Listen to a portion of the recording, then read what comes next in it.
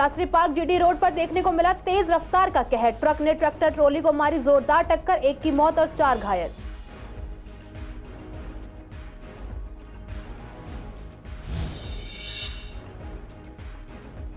$45,000 cash और सोने की ज्वेलरी लेकर गायब हुए चोर। नीचे के फ्लोर पर गई थी महिला। पुलिस कर रही है मामले की जांच, सीसीटीवी किए जा रहे हैं चेक।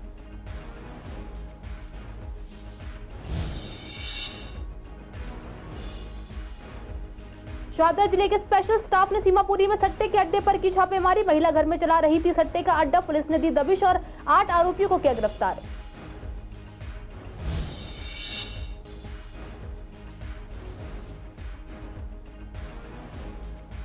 कुत्ते के अस्पताल का सीसीएन लाइव ने लिया जायजा। पूर्वी दिल्ली के लोग हैं स्ट्रीट डॉग से परेशान। कुत्तों की नसबंदी कर वापस छोड़ दिया जाता है। वापस इलाकों में पहले भी हो चुकी हैं घटनाएं।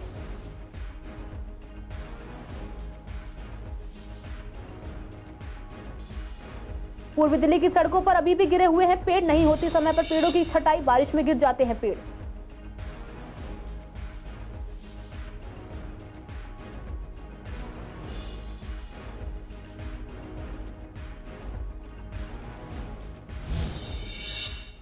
नमस्कार, आप देख रहे हैं सीसीएन लाइव। मैं हूं आपके साथ काजल चौधरी। स्वागत है आपका हमारे खास कार्यक्रम पूर्वी दिल्ली खास में। कुछ खास खबरों के साथ करते हैं बुलेटिन की शुरुआत। उत्तर पूर्वी दिल्ली के शास्त्री पार्क जीटी रोड पर देर रात तेज रफ्तार का कहर देखने को मिला। पेट्रोल पंप के सामने सीलमपुर की ओर आती वक्त जीटी रोड पर देर रात पेट्रोल पंप के सामने ट्रक ने ट्रैक्टर ट्रॉली को जोरदार टक्कर मार दी, जिसमें 5 लोग गंभीर रूप से घायल हो गए। उन्हें पास के जग प्रवेश चंद्र हॉस्पिटल ले जाया गया, जहां से उनकी गंभीर हालत को देखते हुए दिलशाद गार्डन के गुरु तेग बहादुर हॉस्पिटल में रेफर कर दिया गया, जहां एक व्यक्ति को मृत घोषित भी कर दिया गया। मृतक की पहचान की जा रही है। बाकी 4 लोगों को जीटीबी अस्पताल रेफर कर दिया गया। अज्ञात व्यक्ति के खिलाफ पुलिस ने मामला दर्ज कर लिया है और आगे की जांच की जा रही है। साथ ही ट्रक चालक की पहचान की जा रही है। इनके परिचित अनिल ने बताया कि यह लोग गौशाला में चारा डालकर वापस लौट रहे थे और मेरठ की ओर जा रहे थे। जानकारी मिली कि शास्त्री पार्क इलाके में ट्रक ने इन्हें टक्कर मार दी। ट्रैक्टर में 3 लोग सवार थे। एक व्यक्ति ने इनसे रास्ते में लिफ्ट मांगी थी। उस व्यक्ति की मौत हो गई और उसकी पहचान नहीं हो पाई है। पुलिस उसकी पहचान करने की कोशिश कर रही है। गौशाला से चारा डाल के वापस आ रहे थे। अभी मेरठ शहर की तरफ जा रहे थे। यहाँ तो शास्त्री पार्क पुल के पास मैं तो साथ में था नहीं, लेकिन मेरे पास फोन गया कि एक्सीडेंट हो गया है। तो यहाँ के देखा तो ट्रैक्टर में पीछे वाले ट्रक वाले ने टक्कर मार के ट्रक पलटा हुआ था और अनीस भाई की हालत बड़ी सीरियस है। गीता कॉलोनी इलाके में एक महिला कुछ घंटों के लिए एक ही बिल्डिंग में रहने वाली अपनी मां के फ्लोर पर गई। इस बीच चोरों ने उसके घर में सेंध लगा दी। चोर घर से कैश के अलावा सोने की ज्वेलरी लेकर फरार हो गए। पुलिस ने महिला के बयान पर केस दर्ज कर लिया है। 31 वर्षीय बीना कुमारी बिल्डिंग की 4थी मंजिल पर रहती हैं। 3री मंजिल पर उनके माता पिता रहते हैं। शनिवार शाम 5:30 बजे अपनी फ्लोर पर ताला लगाकर वह 3री मंजिल पर मां के पास चली गई थी। रात 9 बजे वापस लौटी थी। उनके होश उड़ गए। ताला टूटा हुआ था। घर के अंदर सारा सामान बिखरा हुआ था। उन्होंने लॉकर वगैरह चेक किए तो पता चला कि 45,000 रुपए के अलावा सोने के मंगलसूत्र, एक चैन और एक अंगूठी गायब है। उन्होंने मामले की सूचना पुलिस को दी। पुलिस ने छानबीन के बाद केस दर्ज कर लिया है। इलाके में लगे सीसीटीवी कैमरों की फुटेज खंगालकर पता लगाने का प्रयास किया जा रहा है कि बिल्डिंग में कौन आया था। शाहदरा जिले के स्पेशल स्टाफ ने सीमापुरी में सट्टे के अड्डे पर छापेमारी कर मुंशी समेत 8 लोगों को गिरफ्तार किया है। यह सट्टा कमलेश नाम की महिला चला रही थी, जो पुलिस के पहुंचने से पहले ही फरार हो गई थी। सीमापुरी थाना पुलिस प्राथमिकी पंजीकृत कर आरोपित महिला की तलाश में छापेमारी कर रही है। जिला पुलिस उपायुक्त रोहित मीणा ने बताया कि स्पेशल स्टाफ को सूचना मिली कि सीमापुरी बी ब्लॉक में कमलेश नाम की एक महिला एक घर में सट्टा चला रही है। इंस्पेक्टर विकास कुमार के नेतृत्व में एसआई प्रशांत की एक टीम बनाई। पुलिस ने मौके पर छापेमारी कर 3 मुंशी शमशुद्दीन, बन्नी और मुन्ना समेत 8 को गिरफ्तार कर लिया। पुलिस ने इनके पास से कार्ड, 7,460 नगद और अन्य जुए का सामान बरामद किया है। सभी आरोपियों के खिलाफ पर्याप्त सबूत मिलने के बाद मामला दर्ज किया गया। इस संबंध में सीमापुरी में मामला दर्ज कर लिया गया है। उत्तर पूर्वी दिल्ली के उस्मानपुर इलाके में जब हमारे संवाददाता ने कुत्तों के अस्पताल का जायजा लिया तो वहां के लोगों ने बताया कि उत्तर पूर्वी दिल्ली के सभी इलाकों के स्ट्रीट डॉग्स को यहां लेकर आया जाता है और उनकी नसबंदी करके इस इलाके में उनको वापस छोड़ दिया जाता है, जिस वजह से 11 से लेकर 12 के बीच में यहां पर कुत्तों का जमावड़ा रहता है। साथ ही लोगों ने बताया कि यह पहली घटना नहीं है, इससे पहले भी कई घटनाएं हो चुकी हैं। लगभग 10 से 12 कुत्ते यहाँ पर लाए जाते हैं। शायद अगर सिक्योरिटी गार्ड और वह शख्स नहीं आता तो लड़की की जान भी जा सकती थी, क्योंकि यहाँ पर पास में बने स्कूल के लिए बच्चे रोजाना इसी रास्ते से निकलते हैं। प्रशासन की तरफ से यहाँ पर कोई भी ऐसी व्यवस्था नहीं है कि जिससे इस रास्ते से जाने वाले लोग सुरक्षित महसूस कर सके। आपको बता दें कि लगभग 3 से 4 दिन पहले इसी रास्ते से स्कूल जा रही बच्ची को कुत्ते ने काट लिया था और अभी तक उसकी हालत नाजुक बनी हुई है। ये सर, ये जो है यहाँ पर जो बाहर से जो कुत्ते लेकर आते हैं, ये ऑपरेशन होता है इनका, नसबंदी से नसबंदी कहा जाता है। तो नसबंदी के लिए उनको लाते हैं और फिर उसकी नसबंदी करने के बाद 2-3 दिन बाद उनको वहीं छोड़ दिया जाता है। जहाँ से लाते हैं वहीं छोड़ देते हैं। थोड़े बहुत तो है, ये हर कॉलोनी में मिलेंगे लावारिस कुत्ते। तो माहौल देखने के कुत्ते उत्ते आवारागर्दी के चौक पे बैठे रहते हैं, वो निकलने वाले जाते हैं, बढ़ने वाले काट कूट लेते हैं। इसमें तो कोई दोहराया है नहीं आपके सामने। सर इधर बहुत और बाकी कुत्ते आ जाते हैं, ठीक है, कहीं कहीं कुत्ते इधर ऐसे ही छोड़ देते हैं। छोटे छोटे बच्चे, उनको भी परेशानी होती है, बोलते कंप्लेंट करते, लेकिन कोई सुनवाई नहीं है। मॉर्निंग में भी ऐसी है, नाइट में भी ऐसी इधर मतलब कोई कार्रवाई नहीं होती। पूर्वी दिल्ली में बीते शनिवार हुई बारिश के बाद कई इलाकों में पेड़ गिर गए थे, जिसकी वजह से काफी नुकसान हुआ था। कहीं पेड़ गाड़ियों पर गिरे थे तो कहीं बीच सड़क पर, जिसकी वजह से ट्रैफिक भी प्रभावित हुआ था। हालांकि बड़े पेड़ जो गिरे उन्हें कई जगहों से हटा लिया गया है, लेकिन अभी भी कई टहनियां और छोटे पेड़ गिरे हुए हैं जिन्हें हटाया नहीं गया। जब हमने लोगों से बात की तो उन्होंने बताया कि सरकार इन मामलों में कभी भी समय पर काम नहीं करती है, बार बार कंप्लेंट करने के बाद ही सुनवाई होती है। वहीं सड़कों पर लगे हुए पेड़ों की समय पर कटिंग नहीं की जाती, जिस वजह से ये पेड़ काफी भारी हो जाते हैं और तिरछे होकर सड़क पर गिर जाते हैं और लोगों को आने जाने में दिक्कतें होती हैं। बहुत सारी दिक्कत हुई। उसके पेड़ के गिरते समय भी एक्सीडेंट हुए, किसी कार पे गिर गया, लोगों को चोट आ गई, का नुकसान हो गया। जिनका नुकसान हो गया उनका इंश्योरेंस कंपनी भरेगी नहीं, क्योंकि उसमें वो चीज़ कवर नहीं किया गया है। ये सब भी देखना पड़ता है। ये दरअसल ये चीज़ें आज जो आप लोग कर रहे हो, ये आप लोगों को बहुत पहले करना चाहिए। वन विभाग की लापरवाही है इसमें। वन विभाग को हमेशा ये ध्यान देना चाहिए कि पेड़ पौधे जो रोड के किनारे लगे हुए हैं वो भारी ना हो, क्योंकि अगर ये फलदार वृक्ष होते हैं तो उनकी जड़ें क्या है, नीचे जाती हैं। वो तो किसी भी कंडीशन में हो रुके रहते हैं। पीपल हो गया, बरगद हो गया, ये पेड़ कभी जल्दी गिरते नहीं। नीम का पेड़ हो गया, गिरते नहीं। लेकिन जो सदाबहार वाले पेड़ लगे हुए हैं जितने भी, उनका क्या होता है कि अगर उनका उनका मुंडन ना किया जाए बार बार, तो वो भारी हो जाता है और हवा के झोंके से उसके गिरने का डर होता है। देखिए, पेड़ कल जैसे बारिश हुई है, पीछे भी मौसम ख़राब हुआ है, तो लगातार जो पेड़ एक तरफ झुके रहते हैं, और ऐसा हर रोड पे 2-4 पेड़ मिल जाएंगे आपको। और कई बार पेड़ जो है बीच में से चिरे हुए होते हैं, वो सबको दिखाई दे रहे होते हैं। और रोज़ाना अक्सर लोग निकलते हैं, उनकी गाड़ियाँ निकलती हैं वन विभाग की, पर किसी तरह की कोई अवेयरनेस वो लोग नहीं लेते, कोई जागरूकता नहीं है, कोई सर्वे नहीं है उनका। यहाँ तक कि जो आसपास के NGO हैं, रेजिडेंशियल सोसाइटीज़ हैं, वो बार बार कंप्लेंट करने पे भी किसी तरह का कोई रिएक्शन वन विभाग के लोग नहीं देते। और यदि उनसे कुछ कहें तो वो बहुत गलत बर्ताव करते हैं।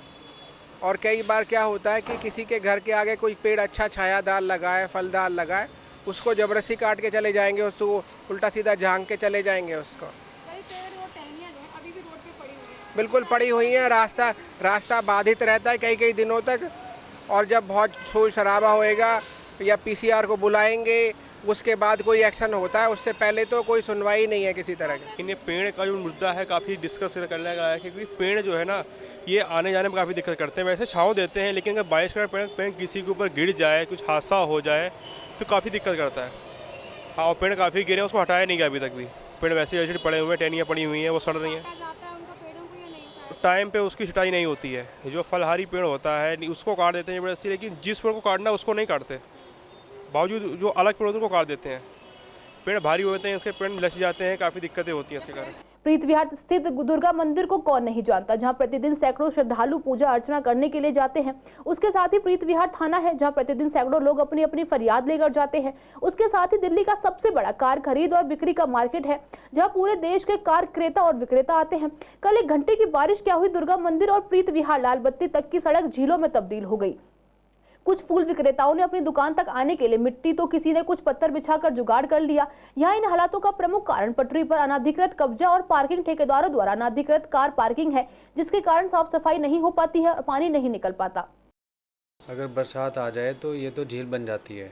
ये तो थोड़ी सी बारिश में ही पूरी ये जो आपकी थाने वाली रोड है, सब चौक पड़ी हुई है। ये रोड पूरा का पूरा, इसमें 1-1 फीट पानी आ जाता है थोड़ी सी बारिश में ही, और निकलना फिर ऑफिस में आना बड़ा मुश्किल हो जाता है। फिर ईंट रखनी पड़ती है 2-2, 3-3, 4-4।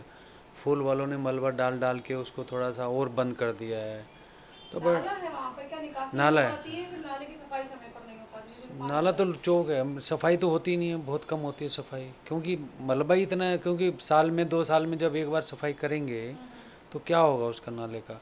और पूरा प्रीत विहार का पानी इसमें आता ही है, तो पूरा आप देख ही सकते हैं। जब आप नेक्स्ट टाइम जब आप आएंगे मैं आपको दिखा दूंगा, पूरा रोड पे पानी पानी होता है, चलना मुश्किल हो जाता है। दिक्कत ही दिक्कत है। मतलब एक जो होता है ना, चलो इतने मार्केट से इतना रिवेन्यू मिल रहा है, इस मार्केट से इनको हाउस टैक्स के नाम पे, ग्राउंड रेंट के नाम पे, सफाई के नाम से, सब टैक्स देते ही हैं, क्योंकि गवर्नमेंट कोई चीज़ छोड़ती तो है नहीं किसी से। दुकानदारों को तो वैसे ही जो है ना, जितने भी ऑफिस हैं, दुकानदार हैं, और ऊपर से पार्किंग की इतनी, मतलब यहाँ पे बहुत दिक्कत है कि पार्किंग वाले का सारा कूड़ा वो कभी देखता नहीं है। मैडम प्रीत विहार की बात तो ऐसा करें कि ये जो जितने भी पार्षद यहाँ जीतते हैं वो तब तो बहुत प्रोमिसेस करते हैं कि यहाँ पे ये करेंगे, नालियाँ साफ़ कराएंगे, गटर साफ़ कराएंगे, लेकिन जैसे ही आप 1 घंटे की बारिश में देखो पूरा प्रीत विहार और मेन तो ये थाना जो है इसके सामने इतना पानी भर जाता है कि मतलब पैदल चलने वालों के लिए तो रास्ता ही नहीं रहता बिल्कुल भी। गाड़ियाँ निकलती हैं तो ये नहीं देखता बंदा कि कोई जा रहा है यहाँ पे और मतलब उसके भी कपड़े ख़राब करने, और पानी तो ये मतलब आप एक सड़क तो बिल्कुल ब्लॉक हो जाती है, ये थाने के सामने वाली सड़क तो पूरा ICICI बैंक तक पूरा पानी लबालब पानी भरा है। गोकलपुरी इलाके में 11वीं की छात्रा ने पानी के भूल में घर में रखा तेजाब पी लिया। गंभीर हालत में छात्रा को इलाज के लिए अस्पताल में भर्ती कराया गया है, जहां उसकी हालत नाजुक बनी हुई है। पुलिस परिजनों से पूछताछ कर मामले की जांच कर रही है। जानकारी के मुताबिक छात्रा परिवार के साथ चांदबाग में रहती है। उसके परिवार में मां, 3 बहन और 1 भाई है। छात्रा इलाके के सरकारी स्कूल में 11वीं में पढ़ती है। दोपहर के समय वह घर पर थी, तभी उसने बोतल में रखे तेजाब को पानी समझकर पी लिया। जब उसे जलन होने लगी तो इलाज के लिए अस्पताल में ले जाया गया, जहां उसकी हालत नाजुक बनी हुई है। पुलिस परिजनों से पूछताछ कर मामले की जांच कर रही है। पंडित दीनदयाल उपाध्याय की जयंती पर उन्हें पूर्व महापौर श्याम सुंदर अग्रवाल ने 65 मोची समाज के लोगों के साथ पुष्पांजलि अर्पित की। इस अवसर पर श्याम सुंदर अग्रवाल ने सभी मोची भाइयों को संबोधित करते हुए प्रधानमंत्री नरेंद्र मोदी द्वारा अपने जन्मदिन पर शुरू की गई PM विश्वकर्मा कौशल सम्मान योजना की जानकारी दी, जिसमें सभी कामगारों को 10 लाख रुपए तक का सस्ते दूरों का लोन मिलेगा। इसमें 140 जातियों को शामिल किया गया है। सभी ने मोदी जिंदाबाद, भारत माता की जय के नारे लगाए। मोदी जी की योजना का नाम क्या है? कौन सी योजना है? विश्वकर्मा योजना से आपको क्या लाभ होने वाला है? नहीं, उसके अलावा क्या क्या मिलने वाला है? 15,000 का मिलेंगे और जानों के लिए। आप अब क्या करने वाले हैं यहाँ जाने के बाद? उसको जो है आगे बढ़ाने के लिए हम अपना आगे बढ़ाने के लिए इस योजना को आप तक सीमित ना रहे, आपके साथियों को भी मिले, सबको बताना है। क्या करना है? सबको बताना है। इसमें आपको जैसा आप काम हो उस से लोन मिलने वाला है। 15,000 रुपये आपको, जो आपके औजार है जिससे आप जूता सीलते हैं, पॉलिश करते हैं, उसके लिए 15,000 रुपये मिलने वाले हैं और लाखों लोगों को मिलने वाले हैं। इस योजना का लाभ सब लोग उठाएं, इस बात का आपको ध्यान रखना। दिल्ली सरकार जब से निगम में सत्ता में आई है तब से ही कर्मचारियों को उनकी मांगों को पूरा करने के वादे कर रही है, लेकिन इन कर्मचारियों की मांगों को पूरा करने में केजरीवाल सरकार विफल होती नजर आ रही है, क्योंकि पिछले कई महीनों से ये कर्मचारी CM हाउस पर प्रदर्शन कर रहे हैं, लेकिन सुनवाई कोई हो नहीं रही। निगम कर्मचारी का कहना है कि अभी तक हम शांतिपूर्ण तरीके से प्रदर्शन कर रहे हैं, लेकिन जिस तरह का रवैया दिल्ली सरकार अपना रही है उससे लगता है कि हमें उग्र होना पड़ेगा और दिल्ली में काम बंद हड़ताल करनी पड़ेगी, क्योंकि बार बार मेयर से मीटिंग होने के बावजूद भी किसी मांग पर कार्रवाई नहीं हो रही है।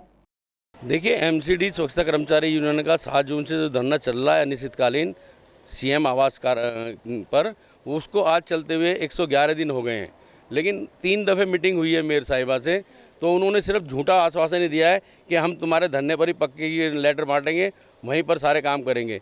कुल मिला के अभी तक ये गुमराह किया जा रहा है। हम आपके चैनल के माध्यम से बताना चाह रहे हैं, दिल्ली में डेंगू का प्रकोप जारी हो चुका है। हम नहीं चाहते काम बंद हड़ताल करना, लेकिन हमारी मजबूरी हो जाएगी और हम दिल्ली वासियों से भी कहते हैं जिसकी जहाँ तक पहुँच है वो हमारी बात आगे तक पहुँचाए। 26 साल हो गए कर्मचारी को कच्चे में, उनको पक्का नहीं किया जा रहा है, जबकि केजरीवाल साहब ने 10 गारंटी में से 8वीं गारंटी यही की थी कि ठेकेदारी प्रथा बंद करूंगा और कच्चों से पक्का करूंगा। तो हम कोई उनको उनका वादा याद दिला रहे हैं, हम कोई नई चीज़ नहीं मांग रहे, ना उनसे कोठी बंगला मांग रहे। अगर नहीं इन्होंने हमारी बात सुनी तो हमें मजबूरन काम बंद हड़ताल करनी पड़ेगी। 4 महीने तकरीबन हो गए हैं। 4 महीने का मतलब है 2024 आने वाली है। इस केजरीवाल साहब की अब हम समीकरण बिगाड़ देंगे। इन्होंने स्पेशल तौर से वाल्मीकि पचकुइया मंदिर से कहा था कि अगर मेरी सरकार दिल्ली के अंदर बनती है तो मैं कच्चों से पक्का करूँगा, सफाई कर्मचारियों को ओनली, और ठेकेदारी प्रथा ख़त्म करूँगा। जितने हैं लाभ अंश वो सारे के सारे मैं दूंगा। मैं आपके चैनल के माध्यम से बता देना चाहता हूँ, केजरीवाल साहब वो वायदा अपना पूरा करने के लिए तैयार हो जाओ, नहीं तो 2024 के इलेक्शन के अंदर वोट का बहिष्कार करेंगे। अब हमारा अगला स्टेप ये होगा कि हम काम बंद हड़ताल करेंगे और महापौर की सब यात्रा निकालेंगे, उनके कार्यालय पे भी और टाउन हॉल के अंदर भी, जहाँ जो बैठ रही हैं सिविक सेंटर पर, हम उनकी सब यात्रा निकालेंगे। अब जल्दी में हम नोटिस लगाने वाले हैं। यूनियन का ये काम है कि ये सुनवाई तो कर ही नहीं रहे। मांग हमारी पूरी ज़रूर होगी, मगर कब होगी इसकी कोई गारंटी नहीं है। हमारा प्रदर्शन ऐसे ही चलता रहेगा जब तक हमारी मांग पूरी नहीं होगी।